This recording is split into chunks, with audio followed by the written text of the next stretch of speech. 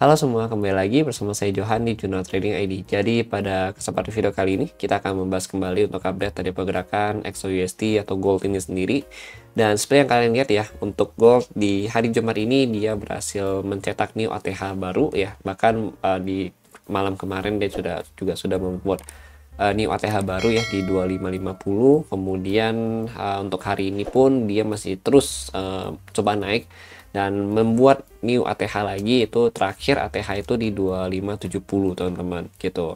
Nah sekarang kalau kita lihat memang dia sudah break dari area konsolidasi ya. Ini kan kalau kita lihat nih, ini consolidation zone-nya dia itu di zona 2530 sampai 2564 ya, atau di 25475 sebagai area terendah dia untuk saat ini ya kan. Dia sudah breakout dan ini potensial untuk menunjukkan movementnya dia teman-teman gitu. Cuma kalau kita lihat memang kenaikan dari gold ini tidak heran juga ya, atau kita juga nggak kaget juga, karena kita juga sudah sering ngomong ya kalau memang secara sentimen ya untuk gold ini tuh masih bullish movement atau bullish statement ya, secara fundamental, sentimen ya kan, terus cut rate ya kan, isu cut rate ya terutama ya itu ya. Ini juga salah satu yang ngedrive ya, atau yang membuat si gold ini menjadi menciptakan ya new ATH lagi teman-teman gitu. Dan itu yang saya katakan juga di beberapa video terakhir ini ya. Jadi kalian kalau udah ATH itu jangan berpikir oh untuk tergiur untuk sell dan sell dan sell itu teman-teman. Itu juga sudah saya katakan ke beberapa orang di akademi ya kan, karena justru posisi kita di ATH ini itu tuh adalah posisi yang sangat bahaya sebenarnya teman-teman gitu. Karena mungkin in case kalau misalnya kita dapat menang ya, turun gitu ya harga dari posisi ATH ke harga berapa, misalnya ratusan pip yang turunnya gitu ya, mungkin kita akan dapat banyak ya, kita akan dapat beggar gitu ya teman-teman ya. Tapi kalau misalkan in case seperti ini dia breakout ya, kita juga akan lossnya banyak juga gitu ya, selama tapi sebenarnya kalau misalnya kita bisa memanage ya resiko kita dengan baik ya, itu sebenarnya nggak masalah, kita mau open dimanapun gitu. Yang penting kita harus tahu juga kalau kita tidak boleh terlalu berharap ke dalam market ini sendiri ya. Jadi harus follow the flow dari si market ini sendiri gitu teman-teman. Jangan memaksa market itu untuk sesuai dengan pandangan kita, karena yang ada kita malah kuat-kuatan nih sama market, siapa yang lebih kuat ya, jelas itu pasti market yang lebih kuat gitu teman-teman gitu. Oke. Nah tapi kalau misalkan ditanya bang, ini ada potensi koreksi nggak sih untuk kenaikan saat ini? Sebenarnya kalau secara teknikal ya, untuk kenaikan saat ini kan dia baru breakout ya, hitungannya ini masih cukup fresh ya untuk breakout zone ini nih. Nah ini cukup fresh. Jadi kalau kita katakan untuk koreksi, masih ada potensi koreksi ya.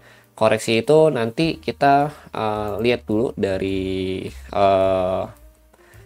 pivot level ya. Ini ada area pivot ya, CPR ya. Jadi untuk hari ini CPR-nya itu ada di level harga 2543 ya, dengan range-nya itu di 2550 ya.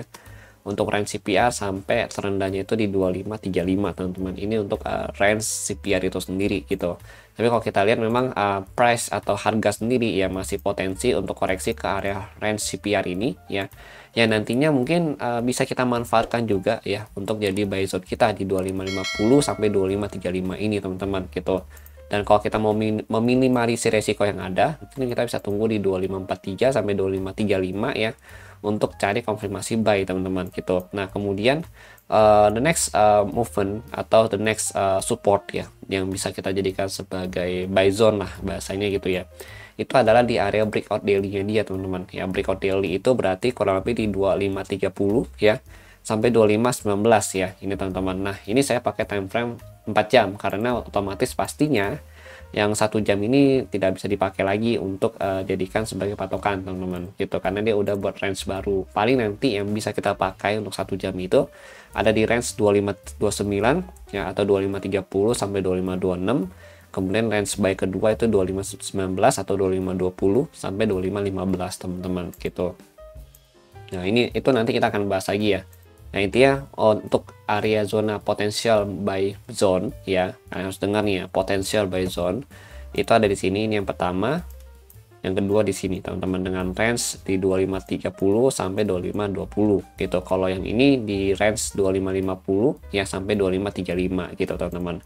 Jadi ini adalah area ya yang potensial bisa kita jadikan sebagai area buy ya, tapi masih potensial, artinya kita masih butuh konfirmasi terlebih dahulu untuk bisa masuk di sini ya. Seperti yang kalian tahu lah gitu ya, kalau gold ya sudah berada di level harga yang cukup tinggi, apalagi dia menciptakan new ATH baru ya, pasti turunnya juga akan gerasa gerusuk teman-teman. Naik turunnya pasti akan besar juga range-nya atau pips-nya teman-teman ya gitu ya. Jadi itulah kenapa saya bilang harus agak hati-hati gitu. Tentu untuk the next buy zone dia itu ada di 2508 ya sampai 2496 gitu. Ini kalau kita ngomong menggunakan range dari 4 hours itu sendiri teman-teman gitu. Oke. Nah, kemudian target kenaikan dia ya. Kalau kita ngomongin target ya, untuk saat ini terdekat ada di R1 itu di 2575 sampai 2580 ya. Dimana 2575 atau 2580 ini adalah area level yang juga kita sempat update di OI data beberapa hari lalu, kurang lebih kalau nggak salah di 10 September ya saya update ya. 10 September ini saya juga ada update di diskusi ya di akademi. Nah, ini kalau kita lihat nih ya, untuk OI data 2575 2580 ya, kemudian ini 2550 sudah tercapai ya kan. Nah, ini 2575 2580 ada the next target ya dari si OI data tersebut. Nah, tadi siang ini kan dia udah sampai 2570 nih ya kan. Nah, 2580 ada the next targetnya dia teman-teman gitu ya. Kalau untuk saat ini OI data masih belum update baru ya, karena memang posisinya juga masih jam 11.49 ya. Paling ada ini yang 1 DTE teman-teman gitu. Ini yang 1 DTE. Nah, ini 1 DTE nih di sini ya. Ini kalau kita lihat memang datanya masih ada di 2600 ya. Ini udah update juga, cuma memang belum disinkronin aja ya ke 0 DTE-nya gitu ya. Kemudian di 2575 2580 adalah target dia saat ini ya, masih sama. Kemudian 2550 255 ya, ini juga jadi area dia nih ya, terutama di 2550 jadi target penurunan juga karena yang put money di sini cukup banyak. Kemudian 2535 nih ada ya, 2535 oke ya, nih ada yang naruh duit di sini juga putnya ya, put money di dua level ini ya, perlu kita pantau jadikan sebagai buy zone pertama. Lalu ada di 2525 gitu teman-teman, di 320 gitu. Kalau untuk target masih di 2575 2540 ya, sampai 2570 ini masih ada. Lalu target tertinggi dia masih di 2600, ini adalah new target achievement yang apa ya, baru dipasang sama mereka orang gitu teman-teman gitu. Oke. Nah, jadi memang overall kalau dari OI data itu masih bullish ya ke atas pergerakannya. Tapi kalau misalkan dia turun, in case dia turun, kita udah tahu nih, dia bisa ke 2550, 2535 dan terendah bisa ke 2520 atau 2525 teman-teman gitu. Oke, itu kalau kita berdasarkan dari si OI data itu sendiri ya teman-teman ya. Tuh. Kemudian dari news ya. Nah, untuk news malam ini sebenarnya